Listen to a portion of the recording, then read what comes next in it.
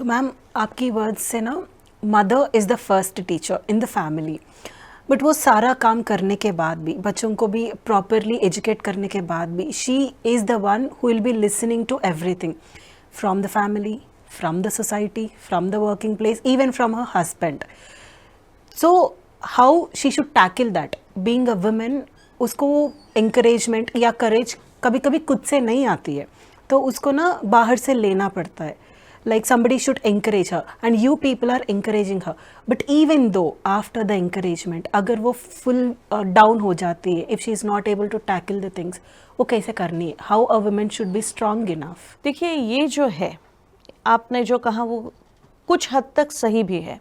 उसको परिवार से भी सुनना पड़ता है, उसको वर्क प्लेस से भी सुनना पड़ता है, क्योंकि आज भी महिलाओं का जो एक्सेप्टेंस है, उनके नेतृत्व का एक्सेप्टेंस, उनकी लीडरशिप का एक्सेप्टेंस, वो आज भी समाज में उस हद तक नहीं है.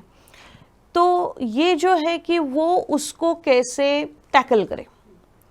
विश्व मांगल्य सभा ये ऑर्गेनाइजेशन है और ऑर्गेनाइजेशन का काम ही ये होता है, दो हमारा कार्यक्षेत्र फोकस्ड वहाँ पर है, लेकिन ये सोशल ऑर्गेनाइजेशन होने की वजह से हम केवल महिला को ही उसको टैकल करने के लिए नहीं रेडी कर रहे हैं, तो हम उसकी आजू बाजू की परिस्थिति, आजू बाजू का सोसाइटी भी कैसा उसके अनुकूल चेंज हो, इसमें भी प्रयासरत है. उसको कहते हैं सोशल कॉन्शियस का निर्माण करना, सामाजिक विवेक का निर्माण. कभी कभी पारिवारिक ओरिएंटेशंस के माध्यम से, कभी कभी यूनिवर्सिटीज़ में जो हम काम करते हैं छात्र सभा के माध्यम से, बाल सभाओं के माध्यम से, पारिवारिक सदाचार सभाओं के माध्यम से. हमारा एक यूनिट चलता है सदाचार सभा, जिसमें किटी के लिए जैसे महिलाएं एकत्रित आती है, या फिर कि कभी कोई पार्टी के लिए एकत्रित आती है, तब वैसे ही मंथली महिलाएं सब 30, 40, 50 महिलाएं हर एरिया में एकत्रित आती है. उसको सदाचार सभा कहते हैं. ये मंथली मीटिंग होता है. इसमें गीत से शुरुआत होता है, ध्यान प्राणायाम होता है, और एक 12 महीने के 12 टॉपिक्स होते हैं जो मातृत्व, मदरहुड, फैमिली, नेशन, सोसाइटी, इस सब पे आधारित होते हैं.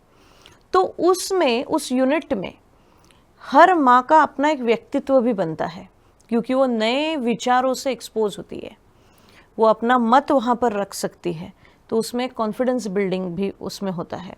साथ साथ ऐसी ही सदाचार सभा उसके परिवारों के साथ भी होती है. तो परिवार में भी एक महिला को देखने की दृष्टि, एक मातृत्व के संदर्भ में विचार, यह एस्टेब्लिश होता है. तो ऑर्गेनाइजेशन का काम ही ये है, संगठित प्रयास. तो संगठित प्रयास माने केवल एक ही व्यक्ति को तैयार करना और वही उसके हाथ में तलवार दे देना और वो सबसे लड़े, ऐसा नहीं होता है.